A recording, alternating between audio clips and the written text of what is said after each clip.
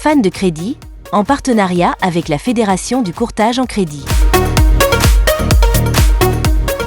Bonjour à toutes et à tous, bienvenue sur cette nouvelle émission Fan du crédit. Aujourd'hui, on va parler d'un sujet qui est parfois négligé, en tout cas qui mériterait un tout petit peu plus d'attention que ce qu'on a l'habitude de lui accorder.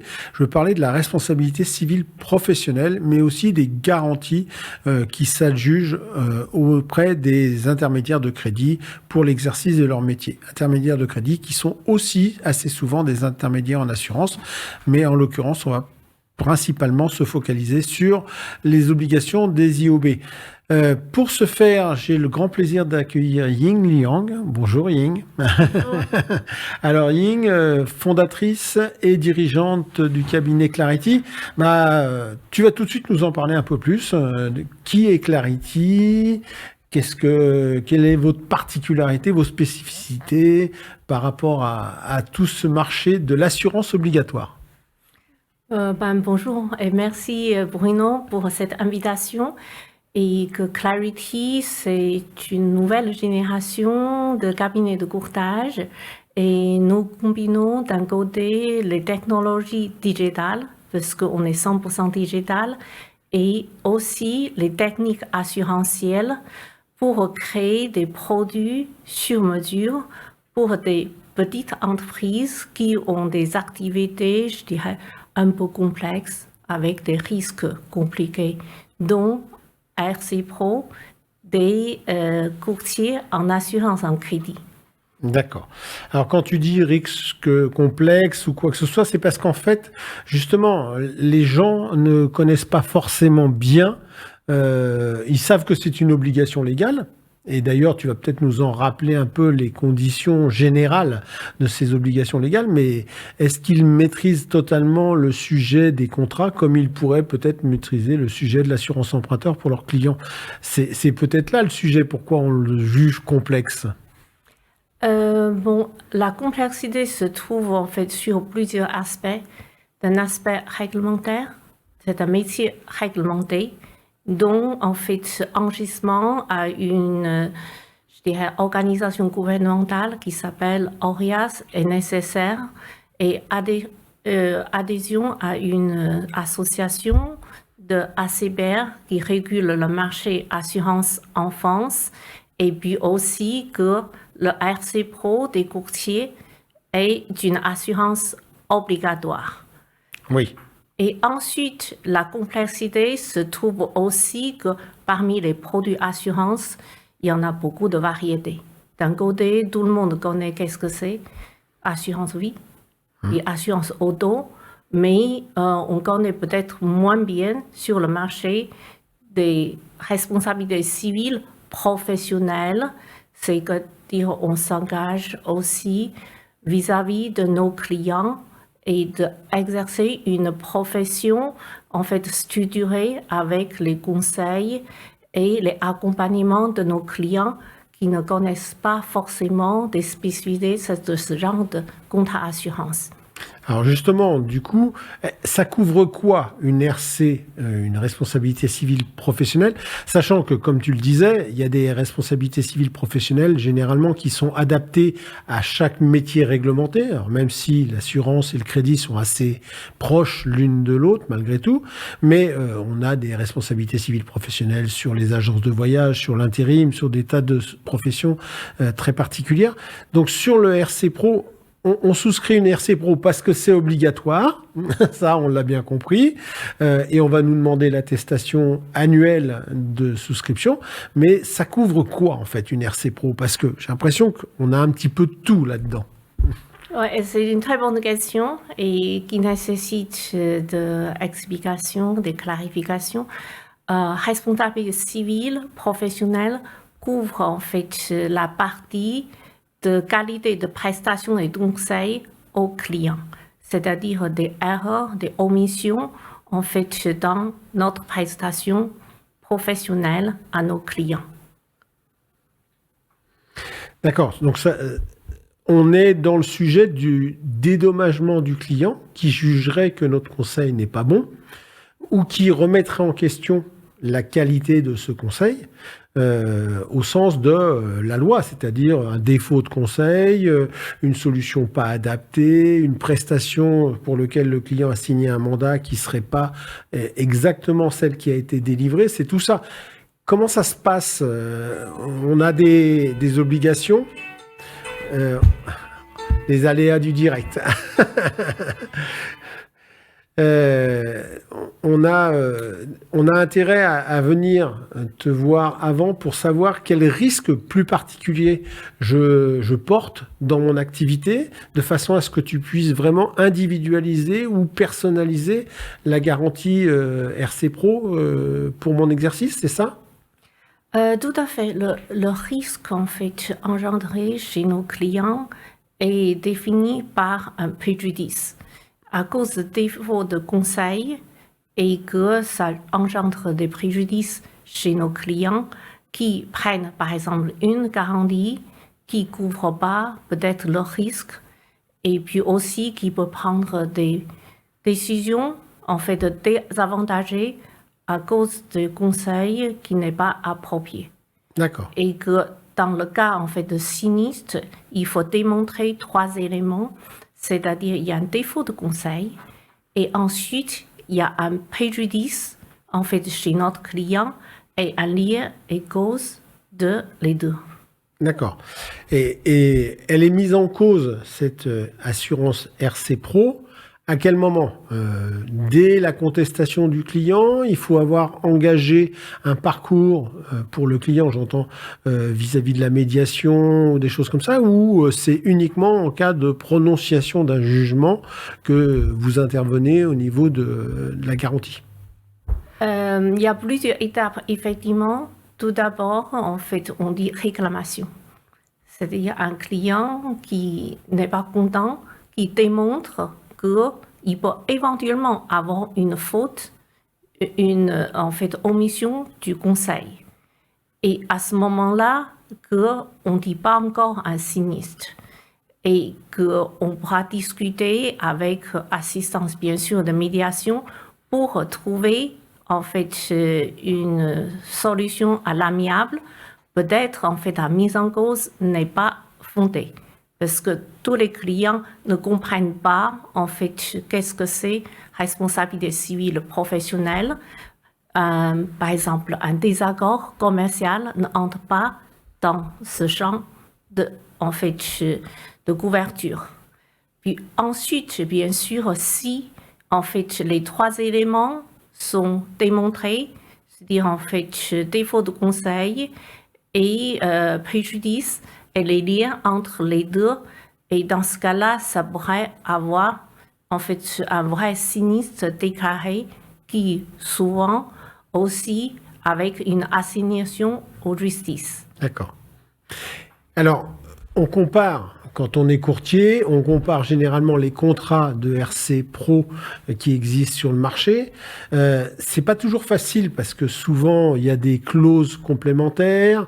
On va peut-être déjà rappeler les conditions légales, c'est-à-dire que c'est 500 000 € par sinistre, c'est ça, 800 000 € pour l'année, minimum garanti. Ça, ce sont les minima que le contrat doit couvrir. Et le tout avec une franchise maximum de 20%. Ça, c'est la RC Pro telle que le définit la loi vis-à-vis des intermédiaires de banque. On verra peut-être, si on a le temps, les intermédiaires d'assurance, mais en tout cas, c'est ça. Qu'est-ce qui fait que je peux comparer et qu'est-ce qu'il va y avoir comme autre clause, comme autre article, comme autre garantie dans un contrat d'RC Pro? Et à part, en fait, le minimum réglementaire plafond de garantie, et que dans la plupart des cas, la partie RC Pro est associée à accès exploitation, qui n'est pas lié avec notre qualité de prestation ou de conseil, mais on pourra engendrer une sorte de dommage chez nos clients. Par exemple, si on visite un site, par accident, on casse quelque chose. Et là, ça fait partie de l'accès exploitation. Et puis ensuite, il y a aussi une garantie qui n'est pas très connue, qui s'appelle défense pénale et recours. Et l'assureur, en fait, protège, assuré, il a le devoir et le pouvoir défendre un courtier, un professionnel qui est assuré chez l'assureur. Donc souvent, il y a quand même les 3 composants dans un contrat. Souvent, on simplifie en disant que c'est RC Pro. D'accord, parce que la RC Pro étant l'obligation légale, on va couvrir dans ce contrat. Est-ce que c'est possible de les dissocier? Est-ce que la plupart des assureurs mettent toutes ces clauses dans le même contrat? Ou est-ce que c'est une particularité que Clarity a décidé volontairement de proposer à ses clients? Je dirais que c'est plutôt une pratique de marché, du marché en fait français, que la plupart des assureurs proposent les 3, à l'exception de certains assureurs plutôt anglo-saxons et qui ne s'engagent pas sur la partie exploitation. D'accord. Alors, aujourd'hui, on a cette obligation. Alors, contrairement aux assureurs, enfin aux intermédiaires d'assurance, pardon, qui ont, là, pour le coup, que ce soit IAS ou mandataire de ces intermédiaires, j'ai une obligation de souscription à un contrat de RC Pro. Dans le cadre des IOBSP, c'est au bon vouloir, si je peux m'exprimer. C'est-à-dire qu'en fait, le MIOBSP a 2 options. Soit il est sur sa propre souscription de RC Pro, soit il est couvert par la RC Pro de son mandant, un courtier ou un mandataire de banque. Et à ce moment-là, il y a des choses à faire. C'est quoi la différence en général? C'est quoi les avantages de recourir à un contrat pour chacun ou de se faire couvrir par un contrat collectif du mandant? Je dirais en fait, lorsque les mandataires sont couverts par le mandant, souvent c'est que en fait, les mandataires ne payent pas. Et puis, ça veut dire que c'est moins cher et il n'y a pas d'assurance à payer. Je dirais, je ne vois pas trop d'autres en fait, avantages à partir de ça. Et que lorsque les mandataires sont assurés de façon indépendante, l'avantage c'est que tout d'abord pour le montant, parce que si le montant couvre 50, par exemple, mandataires, et son plafond de garantie est partagé entre ce montant et 50 mandataires. Et s'il y a des sinistres, et donc du coup que le montant peut être en fait moins couvert à cause du plafond de garantie. D'accord. Et on fait partager. Et en plus, de plus en plus des mandataires qui ont plusieurs mandants. Et donc, du coup, que, en fait, qui couvre qui et comment n'est pas toujours très clair. Ça, j'entends, effectivement, parce qu'à ce moment-là, on dépend de quel contrat, sur quelle activité et à quel moment, surtout si jamais il y a des sujets de clients. En ce qui concerne les mandataires, si le mandant décide de raccrocher ses mandataires sur son contrat, il y a quelque chose, je pense, en tout cas d'habitude sur le marché, je vois qu'on ne pense pas forcément à actualiser la valeur de son contrat et notamment le plafond des garanties, parce que plus j'ai de mandataires, plus j'ai potentiellement de risques.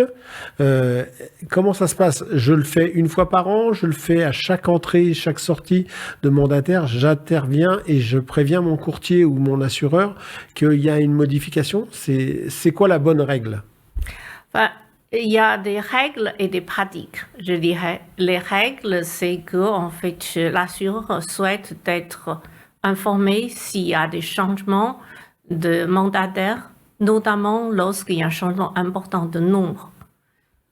Et aussi d'être informé tous les numéros de ORIAS ou la liste des mandataires couverts dans le même contrat. Et la pratique du marché, c'est souvent que l'actualisation est faite au moment de renouvellement. D'accord. Parce qu'à ce moment-là, enfin, moi j'ai souvent aussi vu des contrats de RC Pro qui sont au minima que la loi donne, c'est-à-dire les 800 000 euros par an, etc.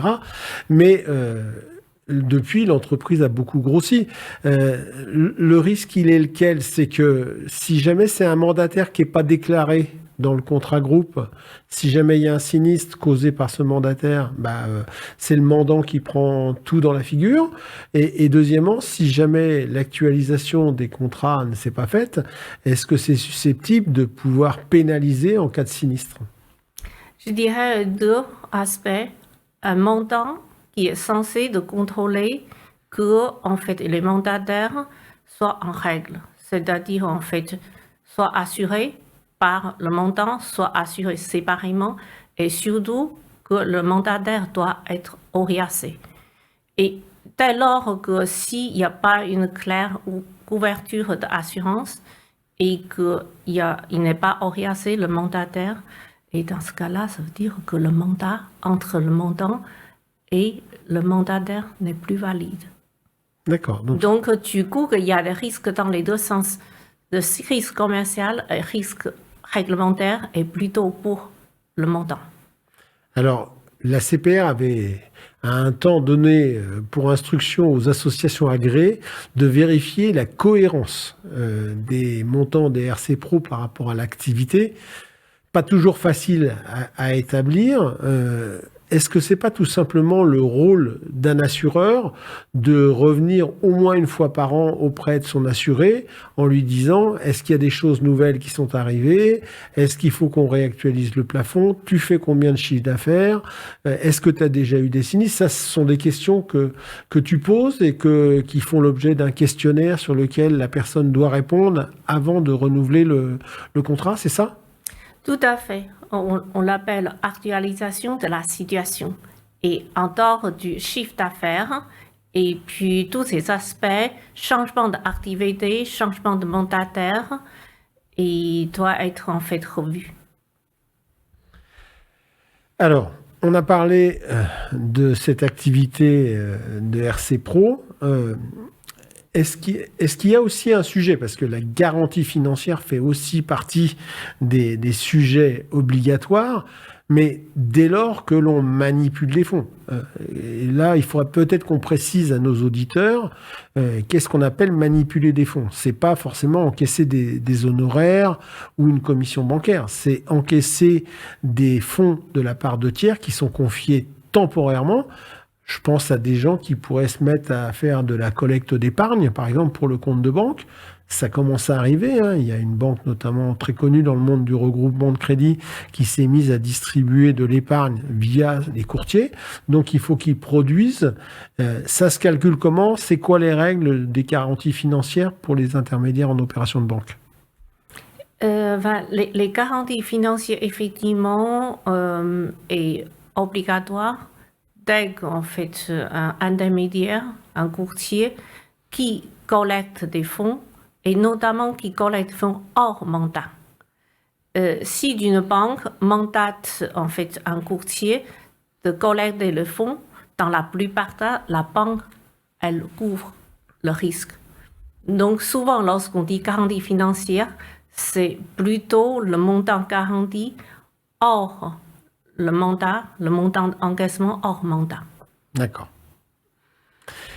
Et donc, pas d'obligation. Si je n'encaisse pas de fonds pour le compte de tiers, c'est-à-dire s'il n'y a pas des fonds qui transitent par chez moi pour être ensuite reversés à une banque, par exemple, je n'ai pas d'obligation d'avoir une garantie financière en ce qui concerne mes activités d'IOB, c'est ça?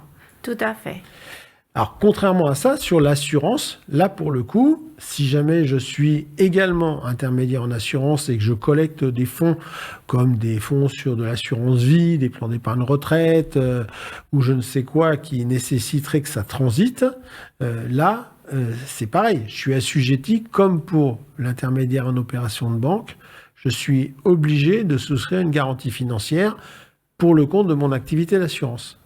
Tout à fait, de la même manière. Même, je voudrais ajouter un point, parfois c'est pas très clair. Si vous êtes courtier en assurance et en crédit, vous avez deux activités et chaque activité que vous encaissez de fonds des tiers pour le compte d'une banque ou d'un assureur. Et dans ce cas-là, vous avez besoin de garantie financière. Exactement, il faut produire une garantie financière pour chacune des activités réglementées. Et si d'hasard, je fais même des activités autres, telles que de la gestion de patrimoine ou de l'activité de vente immobilière, et c'est pareil, il me faudra également des garanties financières puisque ces métiers-là sont avec des garanties financières obligatoires. Je voudrais évoquer, alors ça arrive assez peu souvent, heureusement, et puis dans notre métier, on fait attention, mais sans doute que ça peut arriver de plus en plus, le sujet des gens qui ont plusieurs sinistres, où la RC Pro a été mise en jeu. Comment ça se passe? J'ai entendu tout à l'heure, tu nous disais qu'il y avait le devoir de protection juridique et de recours de l'assuré. Comment ça se passe exactement? J'ai un sinistre, je suis condamné une première fois, je suis condamné une deuxième fois. Dans la tête de beaucoup d'intermédiaires, je vais aller à une surprime ou je vais aller à une dénonciation du contrat. Est-ce que c'est automatique? Comment ça se passe dans ces cas-là?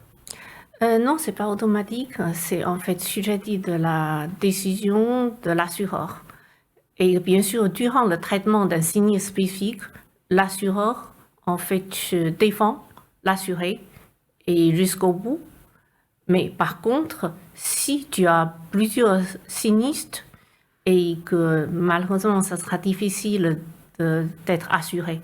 Surtout que le métier de courtier en assurance et en crédit, ce sont des sinistres d'intensité, pas de fréquence. La plupart des courtiers n'ont pas de sinistre pendant des années.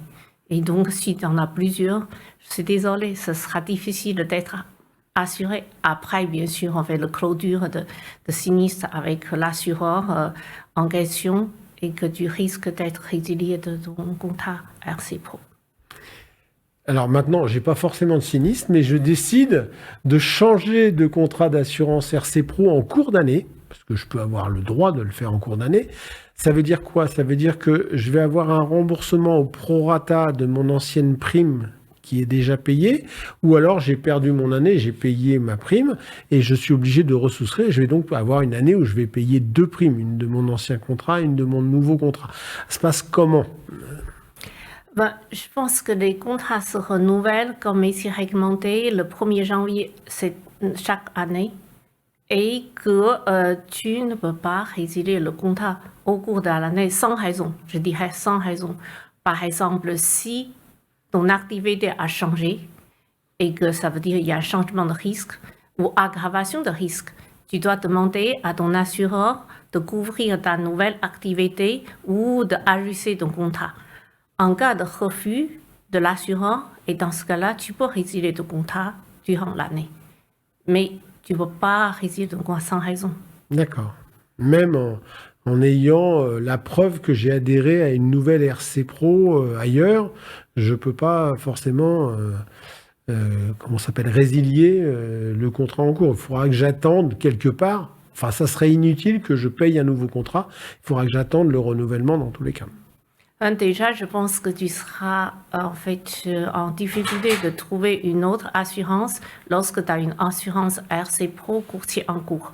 Parce que tous les assureurs vont te poser la question, est-ce que vous avez en fait une couverture RC Pro en cours? En fait, ça c'est très rare par erreur, double couverture. Oui, j'entendais, mais si jamais je veux changer, je suis bien obligé d'arriver à un moment ou à un autre. Alors, tu m'évoquais la période des renouvellements, donc ça c'est important, on y est, là, on va bientôt attaquer ces renouvellements, puisque cette capsule sera diffusée dans quelques semaines. Donc, comment ça se passe? Qu'est-ce que je dois comparer? À quoi je dois faire attention? Qu'est-ce qui va faire que je peux changer à ce moment-là d'assureur pour ma RC Pro? Je pense qu'il y a un facteur qu'on ne peut pas s'échapper, c'est le prix. Oui. Et puis, en dehors de prix, la couverture. En fait, 500 000 euros, 800 000 euros par an. Et pour IOB, c'est le minimum réglementaire.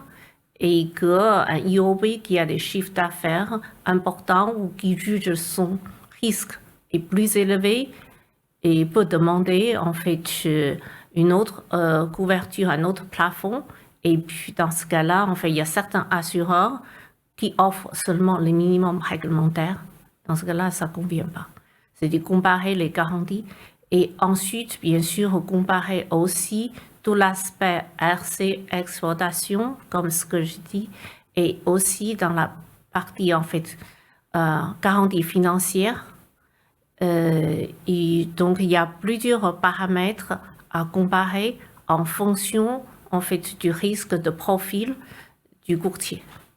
Est-ce que le fait que, par exemple, ça soit plus simple de souscription pour ces mandataires, par exemple, si jamais je veux qu'ils soient couverts par mon contrat, ça peut être aussi un argument qui va faire que la personne décide de passer d'une assurance à une autre?